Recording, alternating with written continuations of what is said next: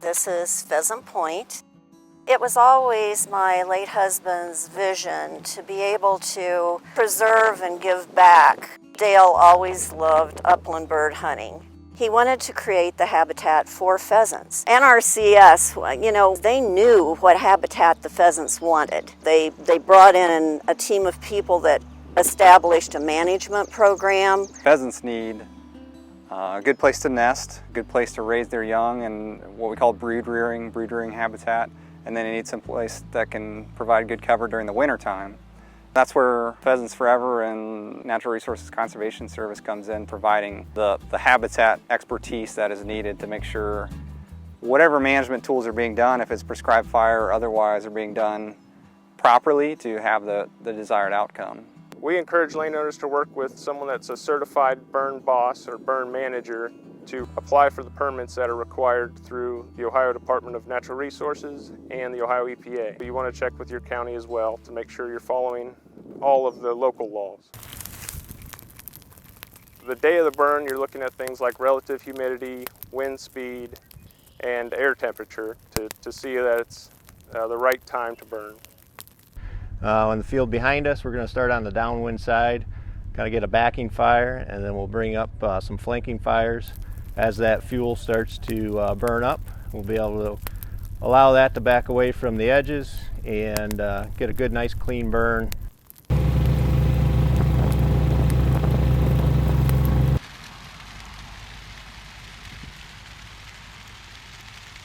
Smoke is the big thing, so wind direction.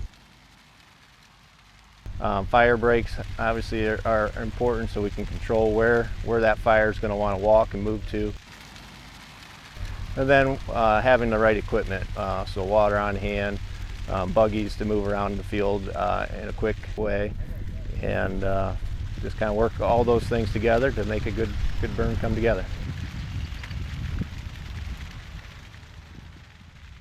Grassland community is always changing, and the plant community changes.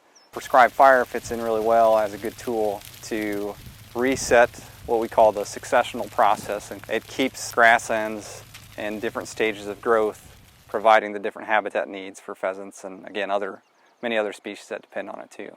For example, this is a native grass stand, and a problem that often might appear is introduced grasses encroaching in here, like fescue or introduced or Kentucky bluegrass, and you can conduct a prescribed burn at the right time in the spring or in the fall to reduce the presence of that, thin it out, and then encourage, stimulate more of the native vegetation growth. Another common problem is woody plant encroachment. And a lot of the woody species or trees and shrubs, they might not be invasive, they're just something that might not be desirable for the plant community you're trying to maintain. At the beginning you think, oh my gosh, I've destroyed all that habitat with a burn. But that's very short-lived. It just did so much for the grasses and the habitat and the rejuvenation of the seeds in the ground. The burns were just another big facet of the whole development of the property. A baby pheasant is like a tiny little chick. It's like a puffball when it hatches out of the egg, and it's not a very strong bird that can push through vegetation and really move around. Where I'm standing was burned last fall, so it's not too dense for them. Good brood-rearing habitat has a lot of broadleaf species and wildflowers, or forbs as we call them, to protect from avian predators. And a lot of those broadleaf species attract bugs, and the bugs are really critical for the first several weeks of life for a chick. We got to work on private land if we want to have a big impact.